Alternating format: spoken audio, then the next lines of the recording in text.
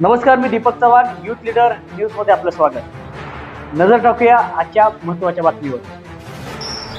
सांगलीतील चंपाबाई बालचंद शाह महिला महाविद्यालयाचं वार्षिक स्नेहसंमेलन आज भावेनाट्य मंदिर येथे संपन्न झालं।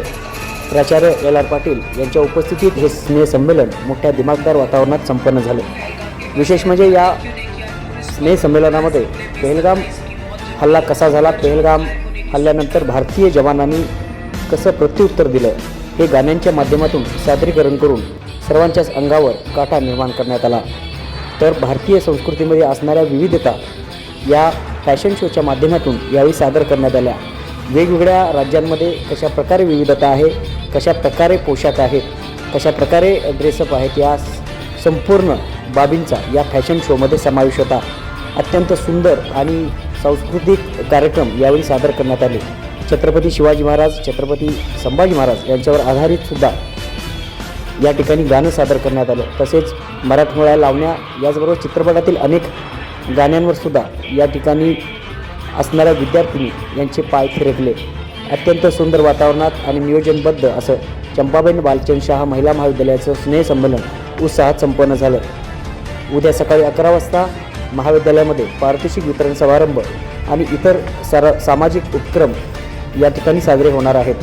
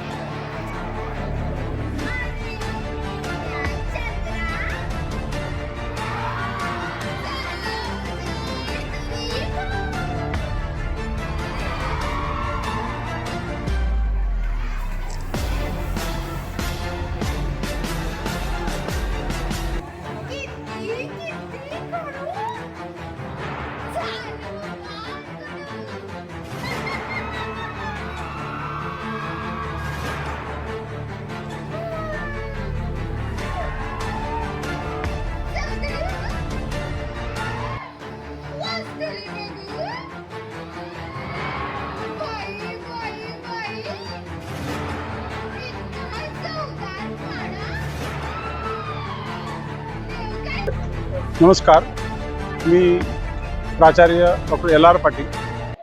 आमच्या महाविद्यालयाचे सांस्कृतिक कार्यक्रम स्नेहसंमेलन भावेनाट्य मंदिरात आज सादर झाले। यामध्ये नृत्य, अभिनय, गायन, विविध प्रकारचे कार्यक्रम विद्यार्थ्यांनी सादर केले।